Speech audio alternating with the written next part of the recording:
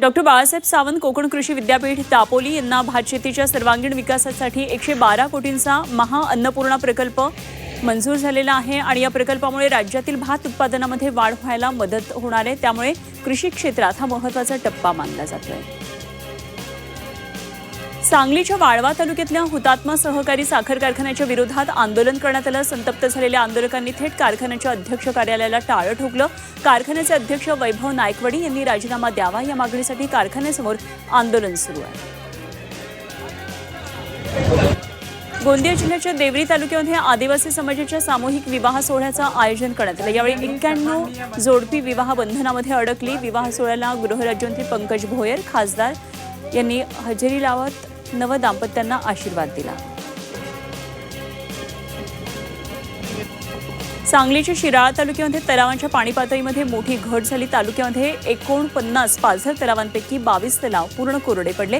उर्वरित तलावातला पाणीसाठा 30% कमी झाला। त्यामुळे एप्रिल महिन्याच्या अखेरीला शिराळा तालुक्यामध्ये पाणी टंचाईच्या झळा निर्माण झाल्यात। शेतीबरोबरच पिण्याच्या पाण्याचा प्रश्न देखील गंभीर बनला।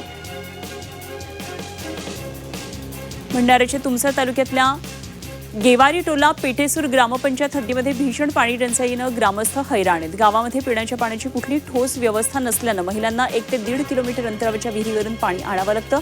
भर उन्हात डोक्यावर हंडे घेऊन महिलांची पाण्यासाठी रोजची वणवण सुरू आहे।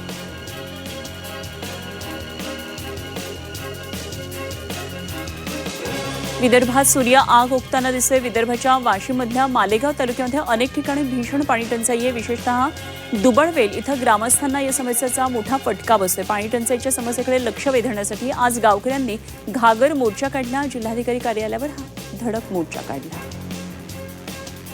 नाशिकच्या मालेगाव तालुक्यामधल्या हिसवाळ जिल्हा परिषद शाळेतील विद्यार्थ्यांच्या पोषण आहारात जेवणात किडे आणि आळ्या आढळल्या। या प्रकरणामध्ये तक्रारदार विद्यार्थ्यांकडून शिक्षकांकडून मारहाण करण्यात आली। या प्रकरणामध्ये अजून संबंधित शिक्षकांवर कुठलीही कारवाई झालेली नाहीये।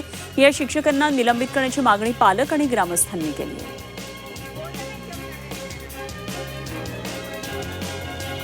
रत्नागिरीच्या गुहागर तालुक्यातल्या समुद्र चौपाटीवर पर्यटकांच्या सुरक्षेसाठी तैनात केलेल्या 5 जीवरक्षकांचा पगार थकल्यानं जीवरक्षक आता रजेवर गेले। त्यामुळे ऐन हंगामात गुहागरमध्ये दाखल होणाऱ्या पर्यटकांच्या सुरक्षिततेचा प्रश्न ऐरणीवर आलाय। यासाठी आता यावर तोडगा काढणार का असा प्रश्न उपस्थित केला जातोय। नाशिक जिल्ह्यातल्या मालेगाव तालुक्याचा पारा 43 अंशांवर पोहोचलाय। तालुक्यातल्या माळमाथा परिसरामध्ये 25 ते 30 गावामध्ये भीषण पाणी टंचाई आहे। 15 ते 20 दिवसांमधून पाणी येत असल्याचा आरोप ग्रामस्थांनी केलाय। तर जिल्ह्यातल्या पाण्याची परिस्थिती देखील बिकट आहे आणि 40 गावं 87 वाड्यांना टँकरनं पाणी पुरवठा केला जातोय।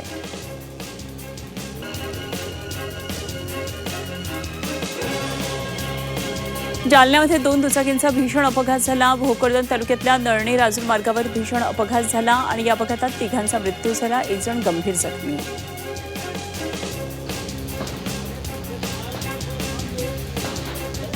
हिंगोलीच्या वसमत तालुक्यातल्या जिल्हा परिषद मैदान परिसरामध्ये 3 दुकानांना अचानक भीषण आग लागली। या आगीनं काही क्षणामध्ये रौद्ररूप धारण केलं। दुकानांमधल्या सर्व साहित्य जळून खाक झालं। सुदैवानं या घटनेमध्ये कुठली जीवितहानी झाली नाही। पुण्याच्या भोर तालुक्यामध्ये ब्राह्मणघरमध्ये डोंगरावर वणवा पेटला आणि या आगीमुळे शेतकऱ्यांनी जनावरांच्या चाऱ्यासाठी साठवलेलं गवत सरपण जळून खाक झालं। सुदैवाने या घटनेत कुठली जीवितहानी झाली नाही।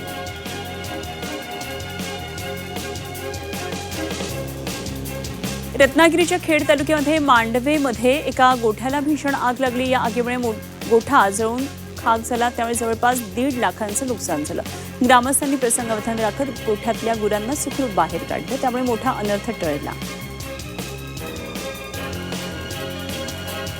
येवला शहराजवळ रेल्वे गेटजवळ असलेल्या मोकळ्या जागेमध्ये भंगाराच्या सामानाला आग लागली। आगीत मोठ्या प्रमाणात भंगार सामान जळून खाक झालं। या आगीमुळे भंगार विक्रेत्यांचं मोठ्या प्रमाणात नुकसान झालं। मात्र अग्निशमन दलानं आगीवर नियंत्रण मिळवलं।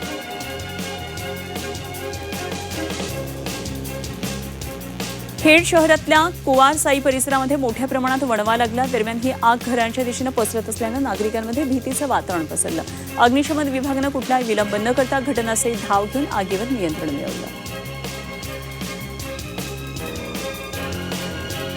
भंडाऱ्याच्या लाखनी तालुक्यात लक्ष्मी ग्रामीण बिगर शेती सहकारी पतसंस्थेतील मोठा आर्थिक घोटाळा उघडकीला आला। कोट्यवधी रुपयांची गुंतवणूक करून बसलेल्या शेकडो ठेवीदारांचे पैसे अडकले। माजी आमदाराच्या भावाचाच या घोटाळ्यामध्ये सहभाग असल्याचा गंभीर आरोप आहे, त्यामुळे संतप्त ठेवीदार न्यायाच्या प्रतीक्षेत आहेत.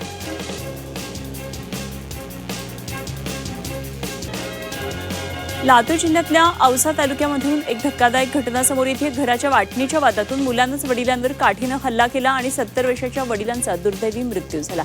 या प्रकरणात मुलाच्या विरुद्ध सदोष मनुष्यवधाचा गुन्हा दाखल करण्यात आला आहे. औसा तालुक्यातल्या हिप्परगा गावामध्ये घटना घडली.